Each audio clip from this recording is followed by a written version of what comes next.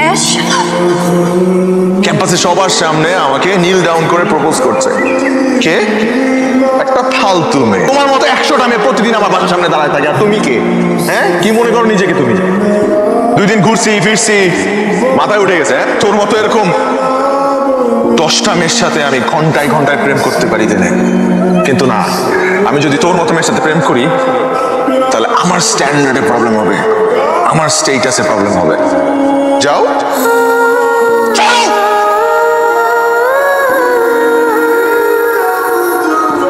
শোন মা, মানুষ অনেক সময় মনের বিরুদ্ধে গিয়েও অনেক কাজ করে।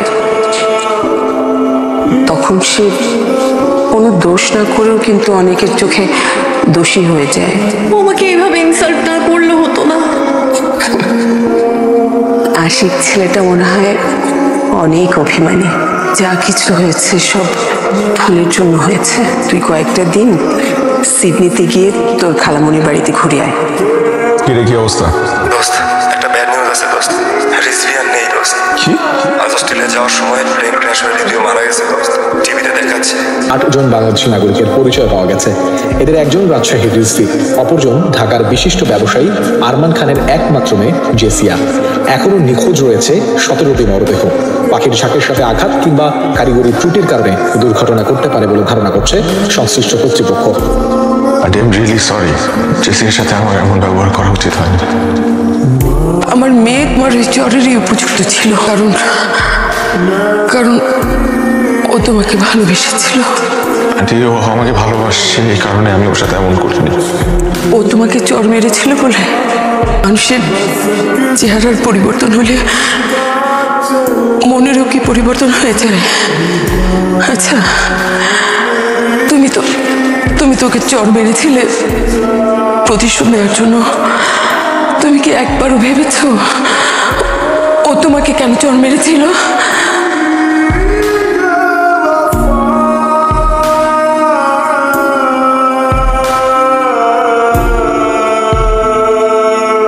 মা, আমি তোমাকে ক্যাম্পাসে একটা ছেলের কথা বলেছিলাম না? কোন ছেলেটা?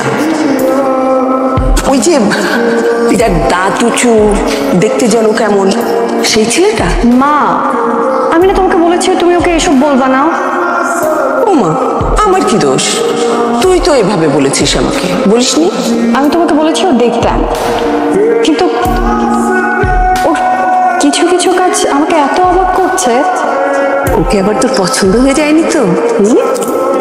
আচ্ছা মা, ভালো লাগার ভালোবাসা কি এক? ভালো লাগার থেকেই তো ভালোবাসার সৃষ্টি। এটা কি ভালোবাসা? মোহ, তুমি ভুলে গেছো তুমি আরমান খানের মেয়ে। তোমার কাছে তো ঘরের পোষ্য প্রাণীও ভালো লাগে। জাসিয়া, তুমি খুব ভালো করেই জানো আমার কাছে আত্মসম্মানের চেয়ে বড় আর কিচ্ছু নেই। তুমি ওকে তোমার জীবন থেকে সরিয়ে দেবে, নাকি আমি ওকে পৃথিবী থেকে সরিয়ে দেব? আমি তোমাকে প্রমিস করছি তোমার সম্মান নষ্ট হবে এরকম কিছুই আমি করবো না। কিন্তু প্লিজ তুমি ওর কোনো ক্ষতি করো না। আমি চাই না তোমার কারণে কারো জীবনের সমাপ্তি হোক। তারপর পরই তুমি ওকে প্রপোজ করে বসো।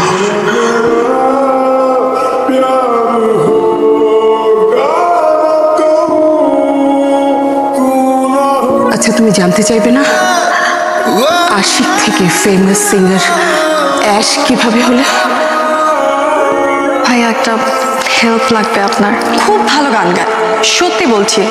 আমার মনে হয় ওকে একটা চান্স দিলে ভালো হয়। একবার গিয়ে ওর গানটা শুনে আসেন। ওকে, আই উইল গো। তোমার গলা আমার ভালো লেগেছে। Here is my card. এই নেন 10 লাখ টাকা। যত টাকাই লাগুক আমি দিব। আপনি শুধু আশিকের জন্য যা কিছু করতে হয় করেন। তুমি দেখে নিও বাবা, আশিককে তোমার মেয়ের যোগ্য করেই গড়ে তুলবো।